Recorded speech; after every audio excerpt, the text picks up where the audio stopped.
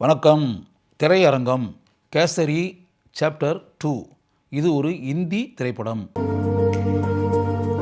இந்த படத்தினுடைய இயக்குனர் கரண் சிங் தியாகி. இந்த படத்தினுடைய கதாநாயகன் அக்ஷய்குமார். இரண்டாம் கதாநாயகனாக படத்தில் வருபவர் நம்முடைய ஆர் மாதவன். 2019 வருடம் கேசரி திரைப்படம் வந்தது. இப்போது கேசரி சாப்டர் 2 திரைக்கு வந்திருக்கிறது. இந்த படத்தை தயாரித்திருப்பவர் தர்மா புரொடக்ஷன்ஸ் பேனரில் கரண் ஜோஹர். இது ஒரு உண்மை கதை. ஜாலியன் வாலாபாக் இன்சிடென்ட் அப்படின்னு நம்ம கேள்விப்பட்டிருக்கோம் இல்லையா? சுதந்திர போராட்டம் நடந்து கொண்டிருக்கிற காலகட்டத்தில் ஜாலியன் வாலாபாக் என்ற அந்த இடத்தில் எப்படிப்பட்ட வருத்தப்படக்கூடிய ஒரு துயர சம்பவம் நடந்தது, அதில் எந்த அளவிற்கு மனிதர்கள் கொல்லப்பட்டார்கள் அப்படின்ற ஒரு கரைபடிந்த கதை அப்படின்றது இந்திய சுதந்திர போராட்ட வரலாறு அப்படின்றதில் இடம்பெற்றிருக்கு இல்லையா? அந்த உண்மையான சம்பவத்தை அடிப்படையாக வைத்து எடுக்கப்பட்டிருப்பது தான் இந்த திரைப்படம். The case that shook the empire என்ற பெயரில் ஒரு புத்தகம் வெளியிடப்பட்டது. அந்த புத்தகத்தை எழுதியவர்கள் ரகு பலாட், புஷ்பா பலாட். அந்த புத்தகத்தை அடிப்படையாக வைத்து எடுக்கப்பட்ட திரைப்படம்தான் இந்த திரைப்படம். 1919 வருடம் அம்ரிட்சர் என்ற ஊரில் இருக்கக்கூடிய ஜாலியன் வாலா பாக் என்ற இடத்தில் ரெஜினால்டு டயர் என்ற பிரிட்டிஷ் அதிகாரி உத்தரவிட எத்தனையோ ஆண்களும் பெண்களும் சுட்டு கொல்லப்பட்டார்கள். இப்படிப்பட்ட கொடூர சம்பவத்திற்கு மூல காரணமாக இருந்த ஆங்கிலேய மனிதன்தான் ரெஜினால்டு டயர். இந்த சம்பவம் நடந்துருச்சு. நடந்த பிறகு இந்த சம்பவத்தை அப்படியே விட்டுற முடியுமா? டயர்ன்ற ஒரு ஆங்கிலேயன் கெட்ட எண்ணத்துடன், மிருகத்தனமான நோக்கத்துடன் இந்தியர்கள் பலரும் மரணம் அடைவதற்கு மூல காரணமாக இருந்திருக்கிறான் அப்படின்னு வரும்போது அவனை அப்படியே விட்டு வைக்கக்கூடாதுல்ல. அதை விசாரணை செய்து அவன் குற்றவாளி அப்படின்றத அறிவிக்கப்படணும்ல உலகத்திற்கு முன்னால். அப்படிப்பட்ட ஒரு செயலை அந்த காலத்தில் உண்மையாகவே ஒரு இந்தியர் செய்திருக்கிறார். அந்த இந்திய மனிதரின் பெயர் சங்கரன் நாயர். அவர் ஒரு வழக்கறிஞர். ஜெனரல் டயர் மேலே வழக்கு தொடுத்து அவருக்கு எதிராக இவர் நீதிமன்றத்தில் வாதாடி இருக்கிறார். குற்றவாளி கூண்டில் டயரை நிறுத்தி இப்படிப்பட்ட ஒரு சம்பவம் நடந்திருக்கு. அப்போ அவருக்கு எதிராக சங்கரன் நாயர் வாதாடி அப்படின்னா அவருக்கு ஆதரவாக ஒரு மனிதன் வாதாடி அப்படின்னு இருக்கணும் இல்லையா?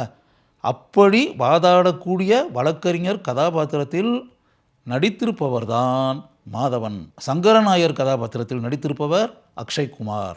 நெவில்லே மெக்கின்லே என்ற ஆங்கிலோ இந்திய கதாபாத்திரத்தில் மாதவன் வருகிறார். சங்கரன் நாயர் கதாபாத்திரத்தில் வரக்கூடிய அக்ஷய்குமாருக்கு உதவக்கூடிய கதாபாத்திரத்தில் தில்ரீத் கில் என்ற கதாபாத்திரத்தில் அனன்யா பாண்டே அருமையாக நடித்திருக்கிறார். சங்கரன் நாயரின் மனைவி பார்வதி நாயராக இந்த படத்தில் வருபவர் ரெஜினா கசன்ட்ரா. மிக இயல்பான நடிப்பு திறமையை அவர் படத்தில் வெளிப்படுத்தி இருக்கிறார். விசாரணை நடக்குது.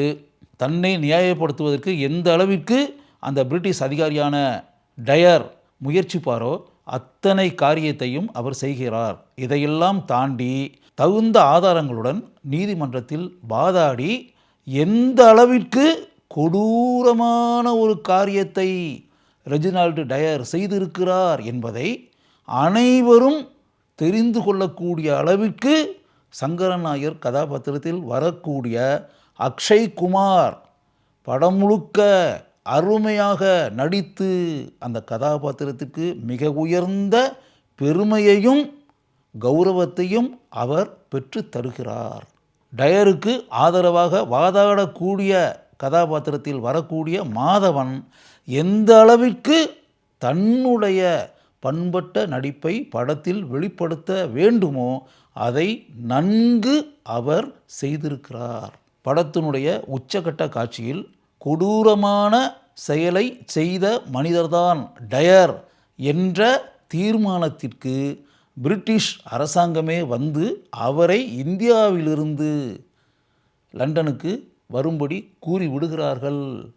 அதற்கு பிறகு என்ன நடந்தது அப்படின்னு. அதற்கு பிறகு லெட்டரில் போடுறாங்க, ரிட்டன் ஃபார்மேட்டில் போடுறாங்க. பல ஆண்டுகள் நோய்வாய்ப்பட்டு பல கஷ்டங்களை அனுபவித்து பல ஆண்டுகளுக்கு பிறகு அவர் இங்கிலாந்தில் மரணம் அடைந்தார் அப்படின்னு. இந்த படத்தில் வரக்கூடிய கதாபாத்திரங்கள்லாம் பின்னாடி அவங்க வாழ்க்கையில் என்ன நடந்துச்சு அப்படின்றத ரிட்டன் ஃபார்மேட்டில் போடுறாங்க. ஏன்னா ட்ரூ இன்சிடெண்ட் தானே, இதில் வரக்கூடிய கதாபாத்திரங்கள் எல்லாமே உண்மையான கதாபாத்திரங்கள் தானே, வரலாற்றில் வாழ்ந்த கதாபாத்திரங்கள் தானே. அதனால் அந்த உண்மையான கதாபாத்திரங்களுடைய புகைப்படத்தையும் காமிச்சு, அந்த கதாபாத்திரத்தில் நடித்திருக்கக்கூடிய நடிப்பு கலைஞர்களுடைய புகைப்படத்தையும் காமிச்சு படத்தினுடைய ஃபினிஷிங்கில் நமக்கு தெரிஞ்சுக்கிறதுக்கான ஒரு வாய்ப்பை உருவாக்கி தந்திருக்கிறார்கள். அனன்யா பாண்டே தான் ஏற்று நடித்திருக்கக்கூடிய கதாபாத்திரத்திற்கு தன்னுடைய அருமையான நடிப்பால் பெருமை சேர்த்திருக்கிறார். சைமன் பெய்ஸ்லே டே இவர்தான் ஜெனரல் டயர் கதாபாத்திரத்தில் நடித்திருப்பவர். அந்த கதாபாத்திரத்திற்கு கச்சிதமாக இவர் பொருந்தி இருக்கிறார் என்பதுதான் உண்மை. அருமையாக அந்த கதாபாத்திரத்திற்கு இவர் உயிர் தந்திருக்கிறார்.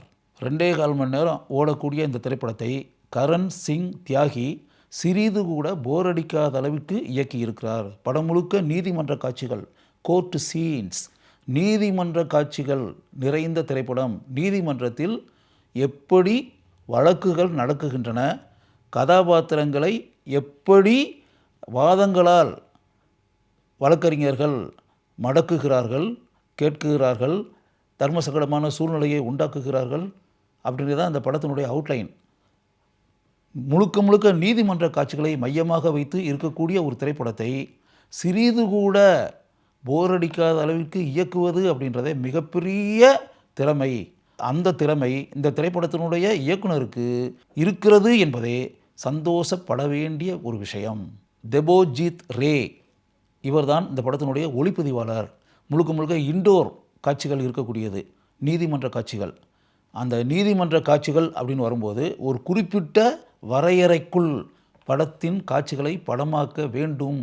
அதை நன்கு உணர்ந்து அருமையான லைட்டிங்குகளுடன் தான் யார், தன்னுடைய திறமை என்ன என்பதை படம் பார்ப்போர் உணரக்கூடிய அளவிற்கு இந்த படத்தினுடைய சினிமாட்டோகிராஃபர் தன்னுடைய ஆழமான திறமையை பதித்திருக்கிறார். நிதின் பெய்டு இவர்தான் இந்த படத்தினுடைய பட தொகுப்பாளர். தன்னுடைய எடிட்டிங் திறமையை இவர் பாராட்டக்கூடிய அளவிற்கு இந்த படத்தில் செய்திருக்கிறார் என்பதை நாம் கட்டாயம் ஒத்துக்கொள்ள வேண்டும். இந்திய வரலாற்றில் நடைபெற்ற ஒரு உண்மை சம்பவத்தை மையமாக வைத்து எடுக்கப்பட்டிருக்கக்கூடிய இந்த திரைப்படம் முழுக்க முழுக்க நீதிமன்ற காட்சிகளை கொண்டது. நீதிமன்ற காட்சிகள் நிறைந்திருக்கக்கூடிய ஒரு திரைப்படத்தை எந்த அளவிற்கு ஆர்வமாக பார்க்கக்கூடிய அளவிற்கு இயக்க வேண்டும் என்பதை இந்த படத்தினுடைய இயக்குனரான கரண் சிங் தியாகி அருமையாக நிரூபித்திருக்கிறார். இந்த படத்திற்கு மிகப்பெரிய ப்ளஸ் பாயிண்ட் என்று கூறுவதாக இருந்தால் அருமையான நடிப்பை வெளிப்படுத்தி இருக்கக்கூடிய சங்கரநாயர் கதாபாத்திரத்தில் வரக்கூடிய அக்ஷய் குமார். படம் முடிஞ்ச பிறகு அக்ஷய் குமாருடைய டைட்டில் போட்ட உடனே என்னை மறந்து நான் கைகளை தட்டினேன். இதிலிருந்தே நீங்கள் புரிந்து கொள்ளலாம் அக்ஷய் குமார் எந்த அளவிற்கு இந்த படத்தில் நடிப்பில் ஆட்சி செய்திருக்கிறார் என்பதை. அக்ஷய் குமாருடைய சிறந்த நடிப்பை பார்க்க வேண்டும் என்பதற்காகவே நீங்கள் ஒரு முறை கேசரி சாப்டர் 2 திரைப்படத்தை பார்க்கலாம்.